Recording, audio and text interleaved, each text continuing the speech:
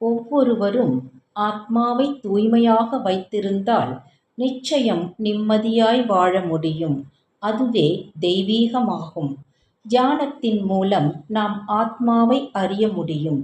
இடைவிடாது தியானம் செய்வதால் நம் ஆசைகள் ஒழிந்து எண்ணங்கள் தூய்மை அடைகின்றன.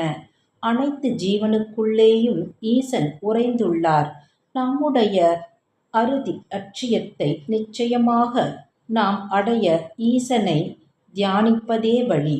ஒருவன் எந்த உருவத்தையேனும் தியானம் செய்யலாம். தியானம் செய்யப்படும் பொருள் என்ற பாகுபாடு நீங்க தியானிக்கும்போது தியானிப்பவன் பரிபூரண பிரம்மத்துடன் ஒன்றி விடுகிறான்.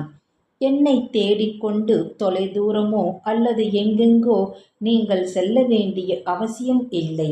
உங்களது உருவத்தையும் பெயரையும் நீக்கினால் உங்களுக்குள்ளும் அனைத்து உயிர்களுக்குள்ளும் உறைந்துள்ள உணர்வு நானே ஆவேன். இதை உணர்ந்து உங்களுக்குள்ளும் மற்ற உயிரிடத்திலும் என்னை காண்பீர்களாக.